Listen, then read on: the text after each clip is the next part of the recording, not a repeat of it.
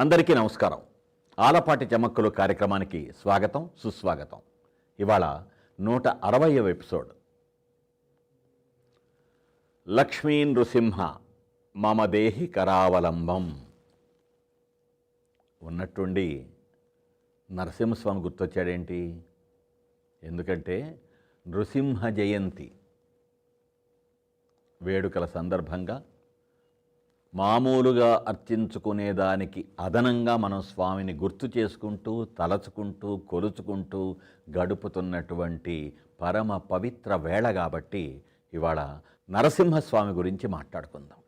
యదా యదా హి ధర్మస్య గ్లానిర్భవతి భారత అభ్యుత్థానమధర్మస్య తదాత్మానం సృజామ్యహం పరిత్రాణాయ సాధూనాం వినాశాయ చ దుష్కృతాం ధర్మ సంస్థాపనార్థాయ సంభవామి యుగే యుగే అని సాక్షాత్తు పరమాత్మ సెలవిచ్చినట్లుగా ఎప్పుడెప్పుడైతే ధర్మానికి దెబ్బ తగులుతుందో, అధర్మం పెచ్చరిల్లుతుందో అప్పుడల్లా ఆ అధర్మాన్ని అణిచివేయడానికి, ధర్మాన్ని పరిరక్షణ చేయటానికి నేను అవతరిస్తుంటాను అని సాక్షాత్తు చెప్పినటువంటి దేవుడి మాట ప్రకారం మనం చూసుకుంటే మత్స్యావతారం, కూర్మావతారం, వరాహావతారం, అలా దశావతారాల్లో మొదటి 3 అవతారాల తర్వాత వచ్చినటువంటి అవతారం నరసింహావతారం. ఈ నరసింహస్వామి ఎందుకు వచ్చాడు? నరసింహస్వామి అవతారం ఎందుకు వచ్చింది అని గనక మనం ఆలోచిస్తే మనందరికీ తెలిసినటువంటి కథలు వెంటనే మనకి గుర్తొచ్చేది ఎవరు? పరమ భక్తాగ్రేసరుడైనటువంటి ప్రహ్లాదుడు.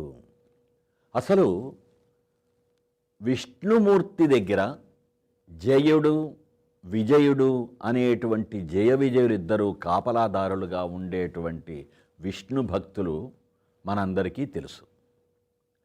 సనక సనందనాది మునులు స్వామి దర్శనానికి వస్తే ఇప్పుడు స్వామి దర్శనం కుదరదు, మీరు కాసేపు అక్కడే ఉండండి, వేచి ఉండండి అని ఆ జయ విజయులు నిష్కర్షగా ఆ మునులని ఆపడం వలన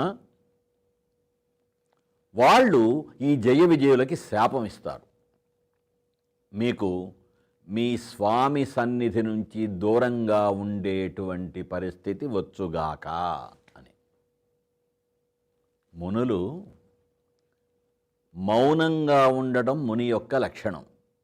అలా ఎప్పుడూ మౌనంగా ఉండేటువంటి ముని నోరు తెరిచి ఏదన్నా ఒక మాట అంటే అది మంచి కానీ, చెడు కానీ, పాజిటివ్ కానీ, నెగిటివ్ కానీ జరుగుతుంది. అందుకే నువ్వు రాయి అయిపోదుగా కానీ ముని అనగానే రాయి అయిపోవటం, నువ్వు ఇంకోటి అవ్వటంగా ఇంకో అయిపోవటం, ఏదంటే అది జరుగుతూ ఉంటుంది. ముని యొక్క మాట ప్రభావం అంత ఉంటుంది. ఆ విధంగా మునుల శాపం వలన ఈ జయ విజయులు విష్ణుమూర్తి దగ్గరికి అడిగారన్నమాట. బాబు స్వామి, మిమ్మల్ని వదిలిపెట్టి మేము ఎట్లా ఉంటాం? నిరంతరం నిత్యం మీ దగ్గర ఉండటం కదా మా జీవితం అంటే, అయితే నా భక్తులుగా ఉండేట్లయితే 7 జన్మలు, నాకు మిత్రులు కాకుండా శత్రువులుగా ఉండేట్టయితే 3 జన్మలు, మీరు నాకు దూరంగా ఉండి ఎడబాటు సహించి మళ్ళీ ఇక్కడికి వచ్చేద్దరు అంటాడు. అప్పుడు జయ విజయులు ఆలోచిస్తారు, మిత్రులుగా ఉండటం మంచిదే కానీ 7 జన్మలు ఎదురు చూడాలి, శత్రువులైనా పర్వాలేదు, 3 జన్మలు పూర్తి చేసుకొని మళ్ళీ వచ్చేయచ్చు స్వామి దగ్గరికి అని జయ విజయులు ఆలోచించారే. ఆ విధంగానే వచ్చినటువంటి వాళ్ళు హిరణ్యాక్షుడు, హిరణ్యకశ్యపుడు. ఆ హిరణ్యకశ్యపుడు అనేటువంటి వాడి యొక్క కొడుకే మన భక్త ప్రహ్లాదుడు. కొన్ని మనకి తెలిసిన విషయాలు మళ్ళీ తెలుసుకోవడంలో ఆనందం అని మనం కొన్ని ఎపిసోడ్స్లో చెప్పుకున్నాం. తెలిసిన విషయాల్ని మరింతగా తెలుసుకోవడం కూడా ఒక ఆనందం అని చెప్పుకున్నాం. పునరపి కథనం, పునరపి మననం, మళ్ళీ చెప్పుకోవటం, మళ్ళీ మననం చేసుకుంటూ గుర్తు చేసుకోవటం కొన్ని మంచి విషయాలు జీవితంలో మనకి పరమానందం కలిగిస్తుంటాయి అని నాతో పాటు అనేక మంది ఏకీభవించిన విషయం నాకు గుర్తొస్తుంటుంది. ఈ ప్రహ్లాదుడు తల్లి లీలావతి గర్భంలో ఉండగానే నారద మహర్షి విష్ణుమూర్తి గురించి చెబుతూ ఉంటే ఆ గర్భస్థ శిశువు ఊ ఊ అంటూ విష్ణువు గురించి ఆ భక్తుడికి పిల్లవాడికి విష్ణు భక్తి ఏర్పడింది. పుట్టగానే శిశువు దశ నుంచే నిల్చున్నా, కూర్చున్నా, నిద్రపోతున్నా, మేలుకున్నా ఎప్పుడు చూసినా హరి హరి హరి హరి అని హరినామస్మరణం చేస్తూ ఉండసాగాడు మన ప్రహ్లాదుడు. హరి అంటేనే అరి అంటే ఏమిటి? శత్రువు. నాకు హరి అంటే నాకు శత్రువు. అసలు నేను హరిని ఒప్పుకోను. హరి గొప్పతనాన్ని నేను అసలు హర్షించలేను.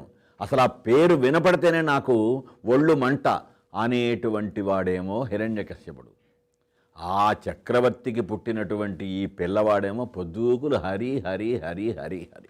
సరే, ఈ పిల్లవాడిని రకరకాలుగా ఇబ్బంది పెడతాడు ఆయన. మనకు తెలుసుగా, కాగుతున్న నూనెలో పడేయిస్తాడు, కొండల మీద నుంచి చేస్తాడు, పాములతో కరిపిస్తాడు, రకరకాల పనులు చేస్తాడు.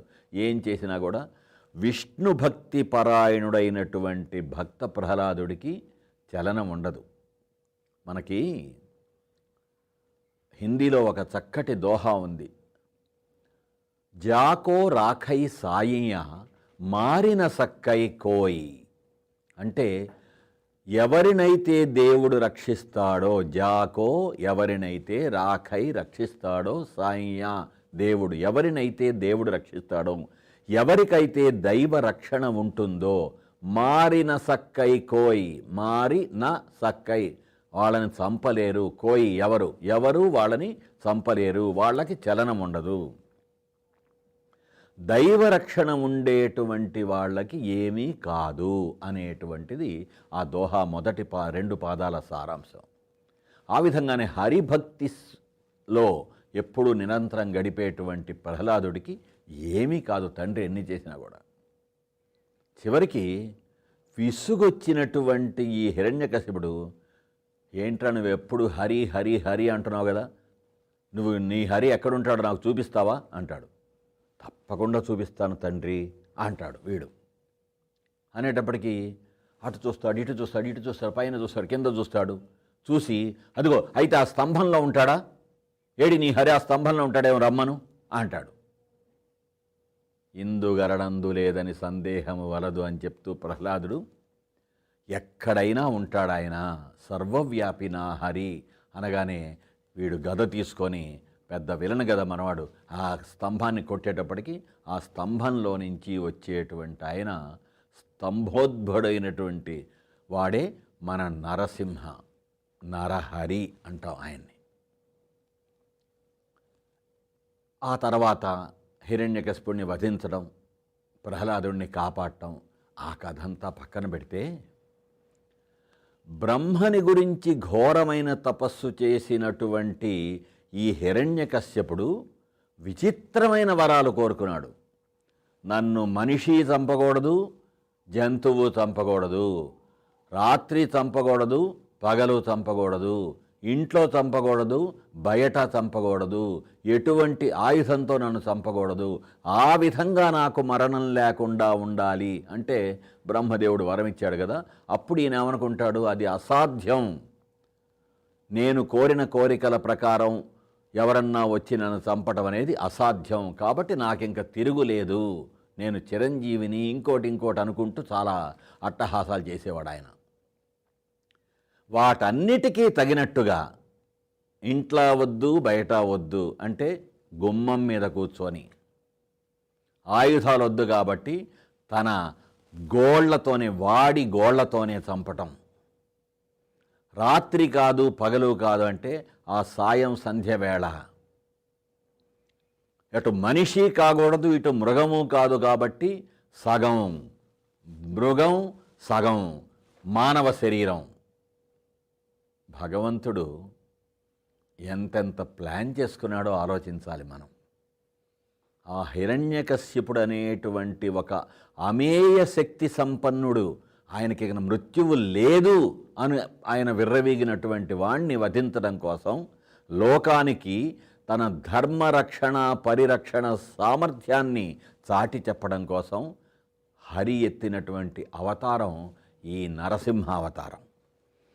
అసలు నరసింహావతారం ఆయన ఎత్తిన దానివల్ల మనకు అర్థమయ్యేటువంటి ఒక ముఖ్యమైన పాయింట్, భగవంతుడు భక్త సులభుడు. భక్తుడు గనక అచంచలంగా నమ్ముకొని అవిశ్రాంతంగా తలచుకుంటే ఆ భక్తుడి మాటను నిజం చేస్తాడు భగవంతుడు అంటానికి ఈ నరసింహావతారం ఒక నిదర్శనం.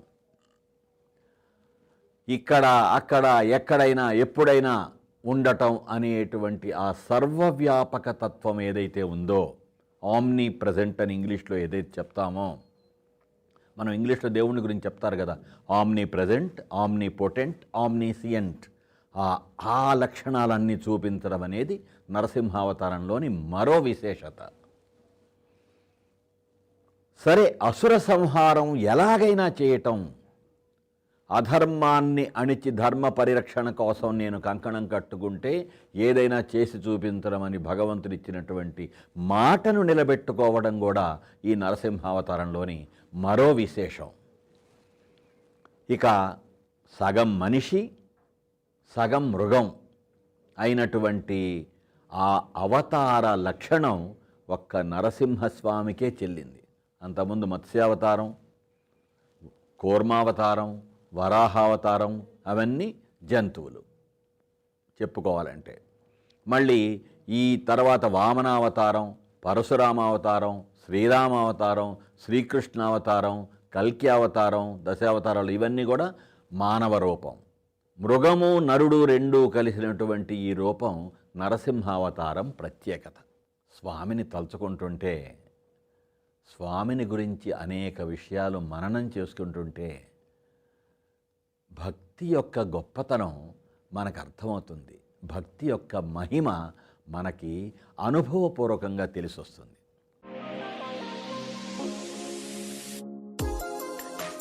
ఇక ఇవాల్టి కొసమెరుపులో నరసింహస్వామి అనగానే మనకు గుర్తొచ్చేటువంటిది లక్ష్మీ నృసింహ మమదేహి కరావలంబం. అనేక సార్లు మనం అంటూ ఉంటాం, వింటూ ఉంటాం. ఏంటది? లక్ష్మీ నృసింహ అంటే లక్ష్మీ నరసింహ, లక్ష్మీదేవి సమేతుడైనటువంటి నరసింహస్వామి. మమ నాకు, దేహి అంటే ఇవ్వు. ఏమివ్వాలి? కరావలంబం, కర అవలంబం, నీ చేతి తోడియ్యవయ్యా, మమ్మల్ని నీ చేత్తో పట్టుకొని మాకు ఒక సపోర్ట్ ఇయ్యవయ్యా అని దేవుణ్ణి వేడుకోవటం. లక్ష్మీ నృసింహ మమదేహి కరావలంబం. మళ్ళీ వచ్చే ఎపిసోడ్లో కలుసుకుందాం. అంతవరకు సెలవు. Say love. ప్రేమతో మీ ఆలపాటి.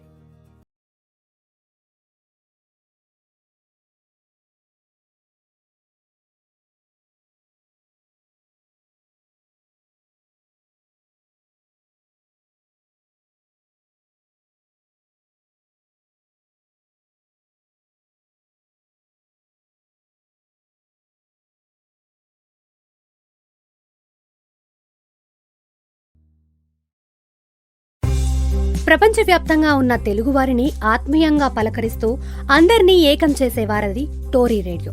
మాటలైనా పాటలైనా, వినోదమైన వార్తలైనా, ఆరోగ్యమైన విజ్ఞానమైన టోరీ రేడియో ఉంటే చాలు.